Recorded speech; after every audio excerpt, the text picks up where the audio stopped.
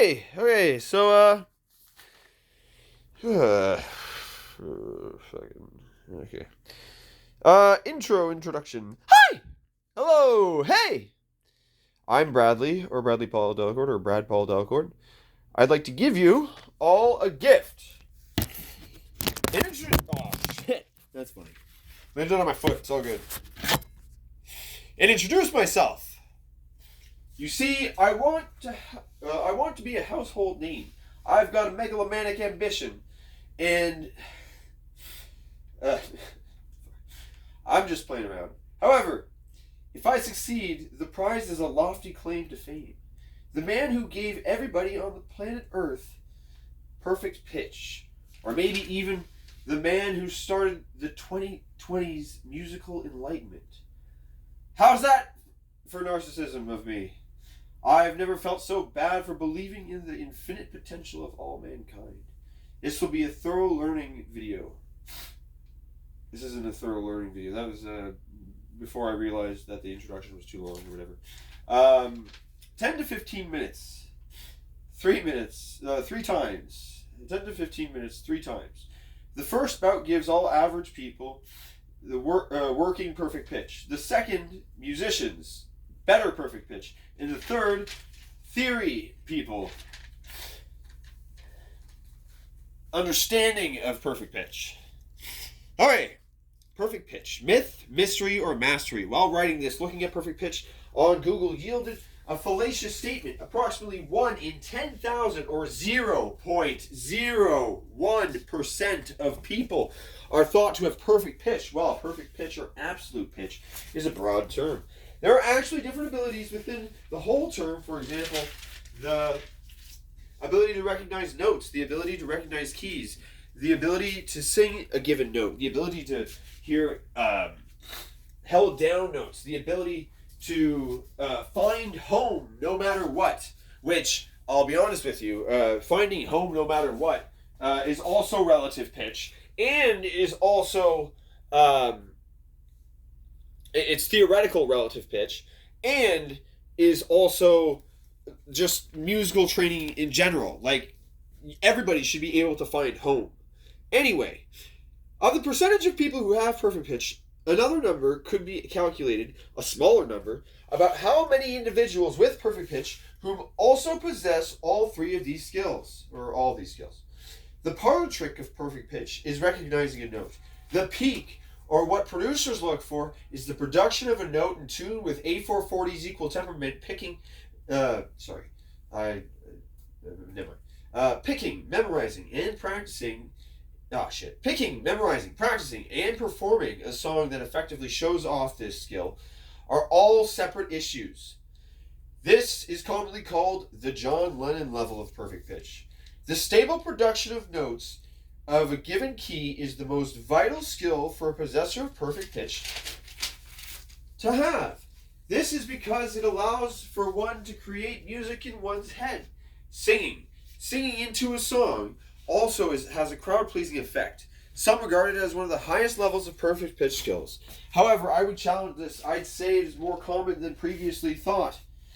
Why is the perfect internal musical clock so overrated or revered? Well, I don't know everything, but I'd give multiple theories as to why.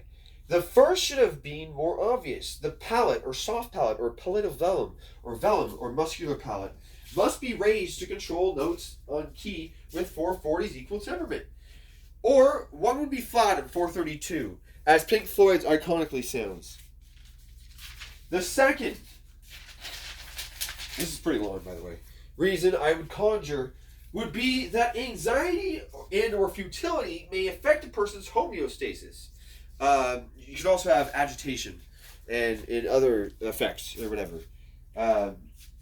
Or lackluster, or depression, or melancholy, or whatever. Like the point is that homeostasis gets. Never mind. I'll go more into that later.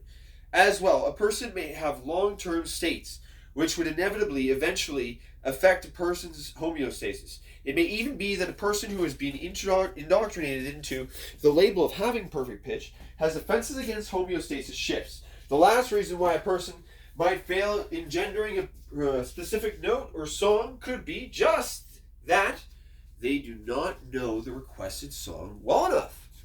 Students are tested with or without their consent. This may be to ensure fairness or even competency.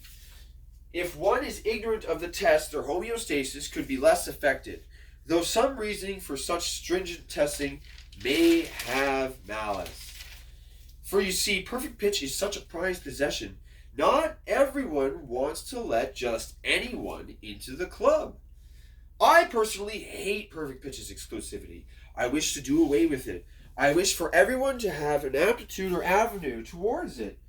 I wish for people to be chosen, decided, developed, inherited, or even have been thrusted upon the greatness or the positive feelings that I have when it comes to music. Alas, I'm not black and wasn't born with rhythm. Oh, by Jove. JK. But seriously, I was born with no rhythm.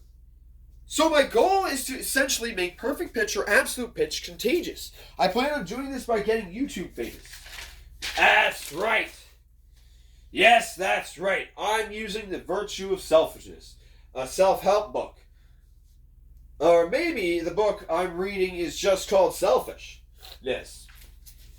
So I'm trying to make a viral video, one that endeavors to teach perfect pitch in a way. Oh, by the way, this is not the viral video. I just realized this was too long or whatever to fit in the other one, so this is a separate video altogether. To teach. One that endeavors to teach. So I'm trying to make a viral video, one that endeavors to teach perfect pitch in a way that even those unendowed might readily absorb it. How might I, or formerly, how might one achieve such a grandiose task? I have made a unified theory on the facets and development of perfect pitch. It is supported by math, encompasses music, physics, neurology, psychology, biology. I am delivering a condensed post-secondary grade course for free on YouTube. Why would I do this? YouTube is the reason that all this is happening. It's the reason why all this is possible. I have a secret. I cheat. I cheat as much as possible, and I cheat all the fucking time. This is the taught method for truly great musicians. I should say I'm a terrible performer, but I'm a good music writer. Anyway, the first thing we are going to cheat about is the test. I've told you 3 pitfalls of the perfect pitch test. We can now rig the test. Guess what? I know more ways of cheating.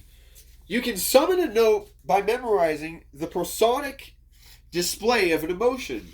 Wait, there's more. You could cheat even further by authentically feeling an emotion. Again, one could cheat by memorizing the anatomical pathways of the resonator exhibiting propagation. Sorry, it's all small there. Anyway, the resonance chamber or resonance cavity that feels propagation. As well, you could memorize all the notes' unique mail-in patterns. And once again, you could even cheat even further by learning or to recognize physical properties of each note, like its geometry and texture. I also have more ways of cheating. I have a... Never mind. Did I mention how good I am at cheating? I mentioned YouTube being recognized as the main proprietor of the human species' unified evolution of perfect pitch. They really deserve a medal. As for my part in all this, somebody's got to get rich off this. Why can't it be me? I'm sure you'd do the same in my position. 200 years ago, or so ago, I could understand why so few people had perfect pitch. People, at least average people, didn't have instruments readily available to check all the notes. They didn't have MP3 players, radios, phones, computers, YouTube, Spotify, iTunes, or records.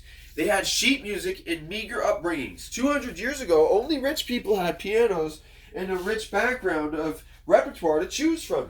By means of being privileged with tutored lessons. Oh, But if you were poor, you could get a starter violin. 200 years before that, 400 years ago, the rich barely bothered playing instruments. That was slave work. You can bet if this was back then, I would keep my theory for my family, like a Viking. Good thing it's 2022. Phew! With music being readily available on par with a professional performance, people more readily absorb perfect pitch properties, or better understood as key properties of their favorite songs. So there it is. You made it to 2022. Congratulations. You get perfect pitch. Oh shit. Anecdotal evidence. What's my time at? Oh, I'm at 10 minutes. Sorry.